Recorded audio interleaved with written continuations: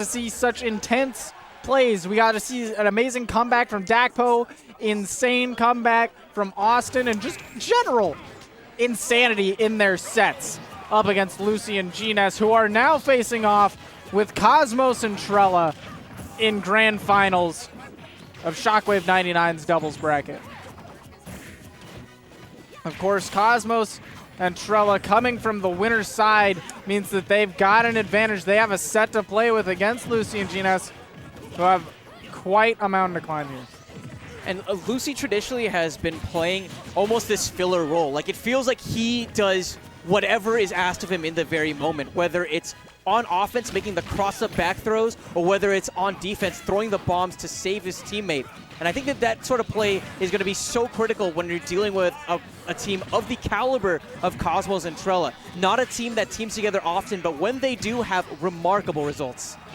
Right there, though, a misstep from Cosmos ends up almost losing him a stock, but oh my god! What? Are you kidding? And that's the kind of plays that we can expect from a player like Trela. He's just approaching the game in such a unique way. He sees opportunities that few others in the world would be able to capture. Oh my goodness, and he's still living. He is such a playmaker. He catches the passes, for sure. You definitely do it all. Right now, though, down a stock here. We're looking at Cosmos. How long can he be holding on to this initial stock for? Especially when you look at Lucy having control of the bomb. One bomb confirmed could very easily be the end of the stock for Cosmos. Now, that's if he ever gets to Cosmos, though. Trela taking the lead right now in front of Cosmos in a situation we haven't normally seen. Normally it's Cosmos up front, and Trela is the reinforcements. He's the support in the back. But right now, he's taking real control and making sure that Cosmos is able to hold on to this stock. He understands how important that is. Yeah, it's those body blocks. It's those body blocks. There, though, we're seeing Lucy get the aerial that he needs to close the stock out. And now, stock count tied up, but you have to talk about these hypersets. Oh, yeah. I mean, the whole idea of Trela staying in that position right in between Cosmos and Danger isn't that it'll never get to Cosmos, right? He knows that eventually he'll slip up, but in the process, he's built up so much damage on the red team that they're just primed up for a double KO right now that'll put blue team in a significant advantage. Oh, that was a moment for Lucy. Instead, Cosmos turns it around. How did he end up getting the stock instead of Lucy? My mind can't believe this, neighbor. I don't know how he got knocked out of that forward smash from Lucy, but the stock being dropped from Gnes right now, like I said, puts blue team at such a significant advantage. So significant. If we had any worries that blue wouldn't be hot, they disproved it immediately.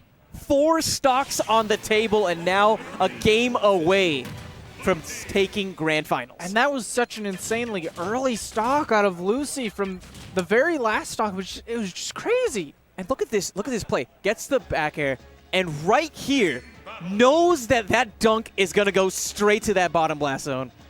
That's the kind of player Trela is, and those are the kind of plays that I feel Trela is one of the few on the planet is capable of truly making. And not too shortly after that, they were able to seal the stock out of Lucy, too. It's the fact that they're not just making one play happen. They're good at building percent on both players.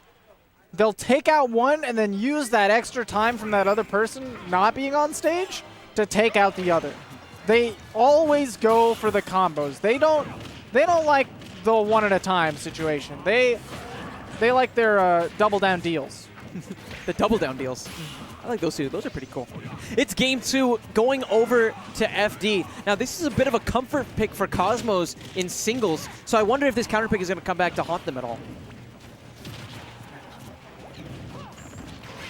And on stage, wow, you're noticing just the great spacing and the reaction times from Lucy and Gnes getting around the focus attacks from Trela, preventing it from creating any openings for him.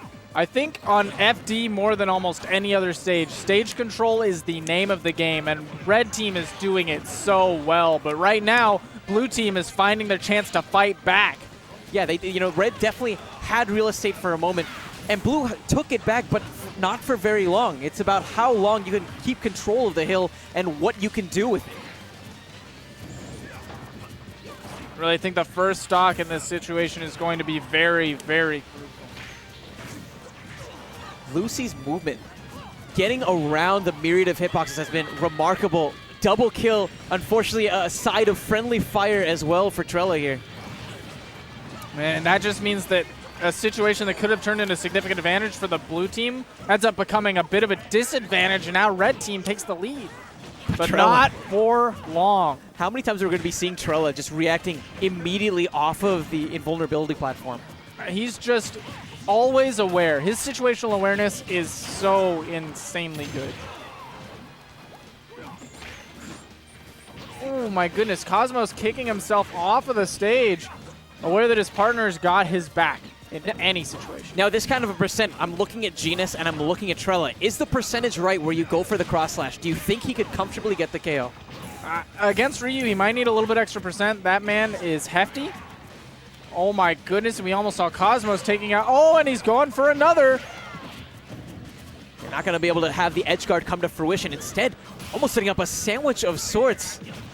Lucy is just bouncing all over the place here. Meanwhile, getting the cross slash and taking out everybody. KO! And the taunt for a little bit of good fun thrown into the mix, but oh my goodness, Gnes. It's confirmed. This is just the Bloodlust edition of Shockwave. That was the true indiscriminate punishment. I don't like any of these other players on the screen right now, and I want them to die. Brilliant shielding from Gnes. He's seen the wake-up DP option a couple of times from various characters. But right there, Cosmos taking a bite out of the stock, forcing the share stock. And this is a bad position, especially if Gnes loses this stock here. And just a few seconds ago, we saw a pretty good advantage out of the red team, but now blue team is slated to take control back. And now it's a 2v1 situation, but again, Cosmos goes for the most Cosmos of all down airs I've ever seen in my life. I can't help but feel like that had to be some sort of executional error. Maybe he thought he was closer to the stage. I would bet $1 million that Cosmos meant that. What? He did that off of a bomb! He did that off of a bomb! Are you joking, Trela? Trela said, Cosmos, sit down for a minute. This is the kind of down air you need to be going for. I'm going to coach you. Okay, Ryu with bombs? Like, did this just become MK? That's not allowed in this game. Oh. Okay, again, the triple kill. But I'm hoping we have a replay of just the bomb play at the end because that was amazing. I have no real words for the situation except for Zeke, please tell Cosmos to stop using the down air. He never should have said good down air. Never once. Never once should have planted that idea in his brain that it was okay. Down airs are cool, man. I like the down airs. 60% of the time, they work every time.